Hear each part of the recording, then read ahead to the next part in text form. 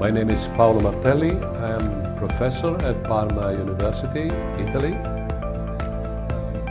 My presentation is based on two different parts. In the first part, I want to show the pathogenesis of APP, just to introduce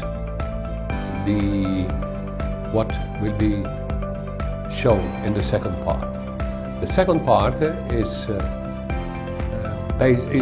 aimed at showing the result of a field trial based on the use of coglepics in fatness in the prevention of pleural pneumonia.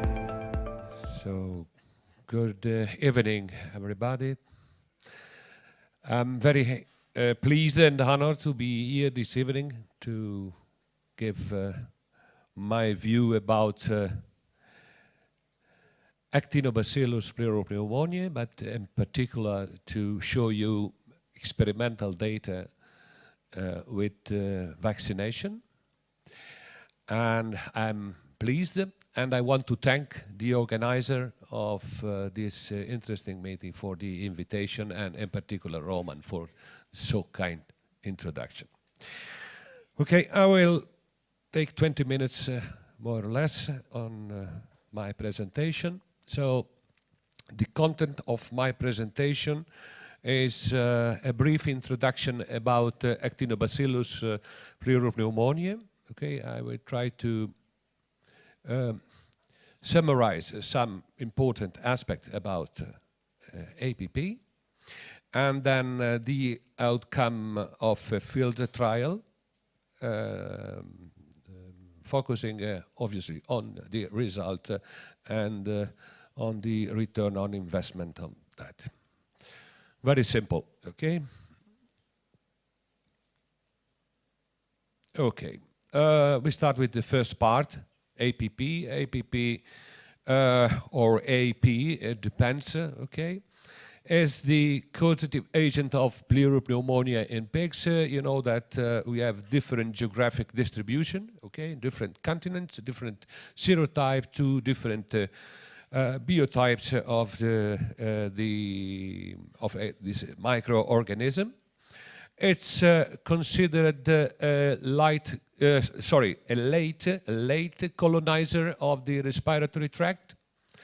It's important because the early weaning now is not applied anymore, early weaning, but I want to remind you that if we want to reduce the impact or the transmission from sow to the piglets of Actinobacillus pleuropneumonia, we have to reduce as much as possible the duration of lactation, because the transmission from sow to the newborn piglets occurs during lactation.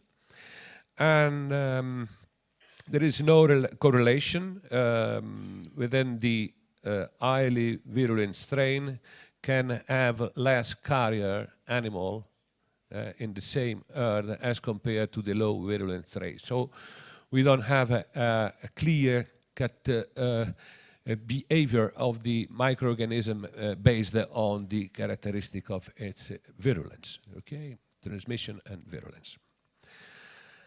Okay, that's some remark about pathogenesis, okay? The first step is obviously colonization, you see. The first step of the infectious process. And after that, we have the inhalation of the microorganism, okay, by the aerosol, okay, and then the binding to the mucus of the lower respiratory tract, the colonization of this area, also of the upper respiratory tract, and the adherence to the bronchioli and the epithelial cell of the alveoli. So here you see this in a histological picture, okay? You see where the microorganism colonize, just in the very small bronchioli, in the epithelial cell of the alveoli, not in the epithelial cell of the airways, okay? I mean of the trachea or bronchi, okay? And the adherence is based on the presence of lipopolysaccharides in the membrane of the microorganism. But two different aspects of the respiratory tract are impaired by the microorganism. First, the ability of the mucociliary function to the clearance. Okay, you know, it's very well known. This is the mucociliary effect that clear the microorganism or whatever is recognized non-self in the respiratory tract. And the second mechanism of defense mechanism is phagocytosis, okay? And the mucociliary function as well as the phagocytosis are impaired by Actinobacillus pleuropneumonia. The first, the mucociliary function is impaired, okay, also by other.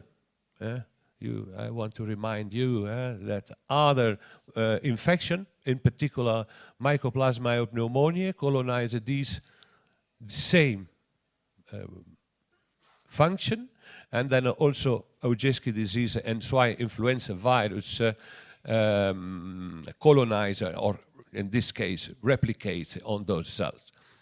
And the phagocytosis in the by the alveolar macrophages is impaired by the very well-known APX toxin of the microorganism. Okay? So we have the adherence to the deeper part of the lung and the action of the toxin, APX toxins. Okay, so the combination effect, the combined effect of the APX toxin and the lipopolysaccharides of the microorganism are responsible for the pathogenesis, for the effect, and the tissue damage. And you see here both the components, lipopolysaccharide and APX toxin, are responsible for the consolidation of the pulmonary airways and the vasodilation and the very well-known pathological lesion of necrotic hemorrhagic pneumonia, typical of APP. But one very important aspect dealing with APP is the persistence of the microorganism. The persistence of the microorganism mainly in the necrotic lung tissue, as you see here, this is a site of persistence. But in this site of persistence, the microorganism is able to change a little bit its characteristics. It can grow and persist also with very low level of oxygen. It means within abscesses. And so the adaptation of the microorganism to anaerobicity.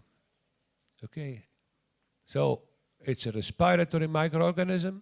At a certain point, it changes its ability and starts to persist and grow and to persist, okay, in anaerobioses. But importantly, I want to remind you that in the site of persistence, the microorganism persists within the biofilm. You know that biofilm is now very important, okay? Biofilm is now a subject of a lot of study in human medicine also, and in particular because in the biofilms, the microorganism can colonize it, the biofilm, can persist, but in particular, within the biofilm, the microorganism can evolve and acquire resistance to antimicrobial agent. That's the most important and the most interesting, from a scientific point of view, aspect connected with the biofilm. I want to remind you, make an example. Okay, the persistence of the microorganism in human being, for instance, streptococci, okay, Streptococcus hemolyticus in kids, okay, in the tonsils, and the persistence is based on the presence of biofilm there, okay. Anyway, the adaptation and persistence of the microorganism is able to allow it to survive for a long term, and in this way we have the persistence of the microorganism. So colonization, tissue damage, persistence. And the last point of this brief introduction is the disease, okay? Range from peracute to chronic. Okay, you very well known, and I want to remind you that mortality rate and the severity of the disease is related to the virulence of the strain, to the immune status of the host, and to the degree of the exposure, because it's also dose dependent. As expected, being a respiratory disease, the environment is always and very, very important.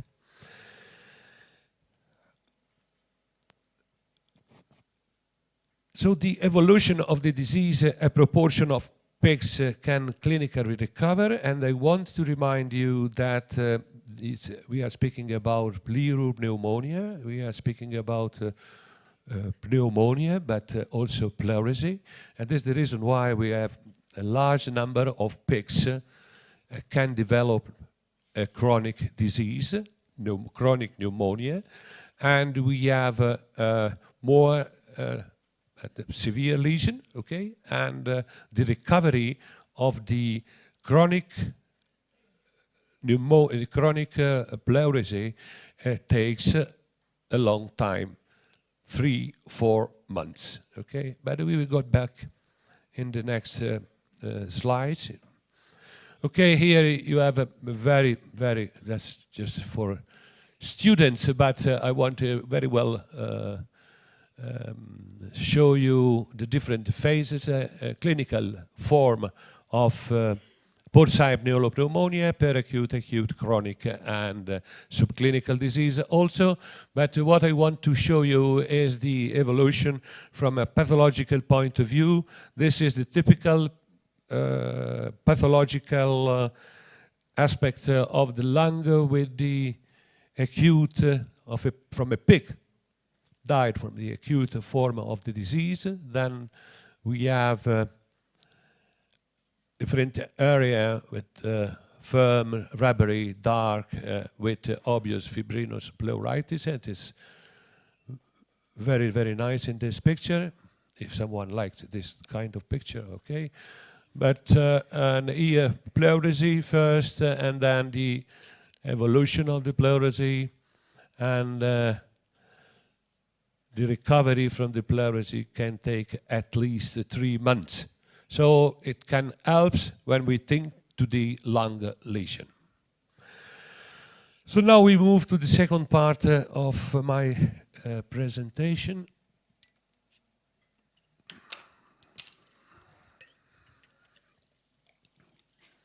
Sorry, thank you.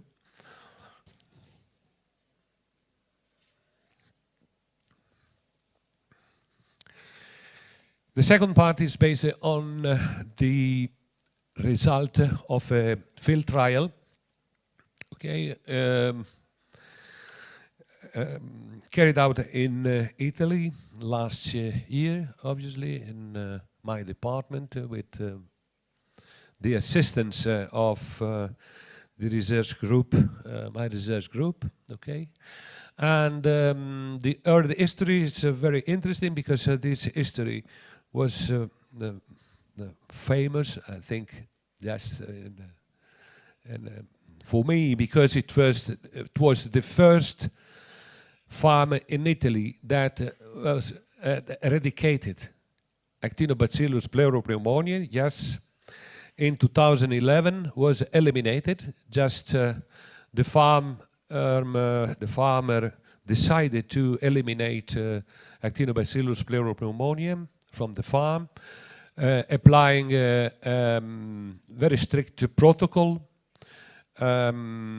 based also on test and removal and medication and so on. And the farm was negative for 4 years until 2015. Okay. In 2015, unfortunately, some outbreaks in fatness occurred, and the diagnosis was confirmed by the laboratory investigation. Okay. When the farm was negative to Actinobacillus pleuropneumonia, all the system for the monitoring of the situation was based on lung lesion, routinely lung lesion at check at slaughterhouse, just to evaluate the presence or not, fortunately, not pleural lesion suggestive of pleuropneumonia. And unfortunately, this accident occurred, and it was positive. That is the reason why we decided to run this trial. Okay, and at that point, 2,050 vaccinated and 2,050 unvaccinated, non-vaccinated control pigs were allocated to the two different groups. The two groups were housed in the same building, in the same pens. They were individually identified according to the group, but also according to the group. Okay, the piglets were vaccinated twice with the first vaccination at 7 weeks of age, and the second one, the booster vaccination, 3 weeks apart. And the preliminary serological tests were aimed at assessing the decline of maternally derived antibodies. So we decided to vaccinate at 7 weeks of age, just because the level of maternal derived antibody has disappeared or something like that. Okay. The vaccine was Coglepix from Siva Santé Animal. And the control pig received injection with saline solution, and the criteria for the evaluation of the vaccine performance were those you can see here, obviously mortality, morbidity, mortality due to API infection, and weight, the slaughterhouse lesion, and mainly the return on investment. So we try to calculate the cost, the advantages or disadvantages of the vaccination. We will see. First result is mortality as expected from a vaccine against APP, a good vaccine against APP, or a vaccine that can be named vaccine, right, with some protective activity, was based on the reduction of mortality around animal. And you see here that the mortality in the vaccinated group connected with APP was reduced by 73%. Okay? The overall mortality was quite higher in this farm. You see the mortality for other reason was the number 10 and 8 in the control and vaccinated animal. Then during the outbreak, we had 19 that animal in the control and 7 in the vaccinating, and the other part, the violet part of the bar, as represent the number of runs pig. The distribution of mortality in respect to the pleuropneumonia outbreak, you see here. This is the duration of the outbreak, the calendar, okay? From the beginning of the middle of September to the middle of October, and you see here we had the mortality in the two different groups. In the orange one, the control, and the vaccinated, the blue one. And there is the individual antimicrobial treatment during the whole experimental period. You see from the vaccination to the to the slaughterhouse. And here you see highlighted the period corresponding to the outbreak of pleuropneumonia. Okay, the number of injection in the control group was 356 in 2050. In 250 pigs of the group, and then the vaccinated 253 out of 220 to 250 pigs. Okay, so there are pigs that receive more than one injection, of course. But it will be shown later in the return on investment. We had no statistically significant differences in terms of weight gain in the two groups, in the control and in vaccinated. And also in lung lesion, we have some differences in the lesion connected to related, okay, just to be, I have to take care of that. Okay, the cranioventral consolidation, okay, related to mycoplasma lesion, it were less in APP vaccinated group, is not obviously is not a direct effect of the vaccination. But at the very end, we have tried to calculate the return on investment. We have the number of the pigs in the two groups of the beginning, the mortality, the pigs, the number of pigs as slaughterhouse, okay, the live weight at the start of the trial, at the vaccination, of course, and the live weight at the slaughter. The body weight increase during the whole period, okay? And the kg of produced in total in the two groups. The market price of the pig at that moment, okay, live weight in Italy, okay. I mean, you know that in Italy the price, the market price at slaughterhouse is the live weight of the pigs, okay, and it was 145 the weeks when we slaughtered the pigs. The difference is in value. The vaccination cost, of course, as expected, in the Actinobacillus vaccinated animal, we have a higher cost for vaccination, €2 roughly. The total cost of vaccination, and at the very end, the overall benefit and the cost for the medication, okay, for the injection differences in the injection, the mobility, and at the very end, the benefit for pig has been calculated to be around €20 per pig, okay?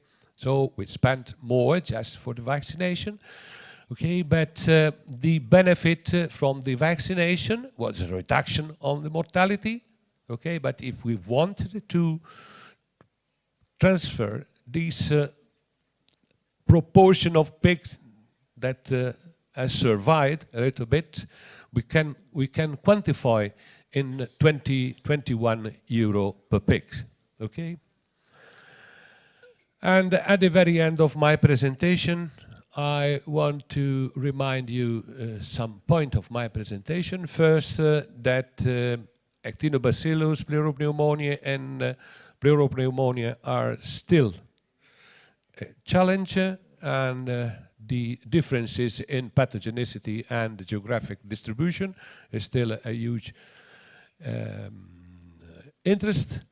Vaccination is the most reliable tool to combat the disease, of course, okay? In particular, if we consider that the majority of the EU countries are trying to put in place or to implement the strategy for the reduction of the use of antibiotics.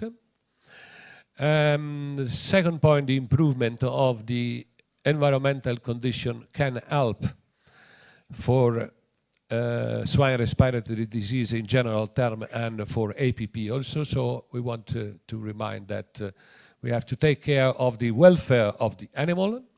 Vaccination reduces mortality and morbidity and related costs. Okay, mortality, morbidity, it was calculated as the number of individual injection per pigs. Pleural lesion can be reduced or not. In our case, in this case, we didn't see any difference in terms of pleural lesion as slaughterhouse. Okay, but we can discuss about that.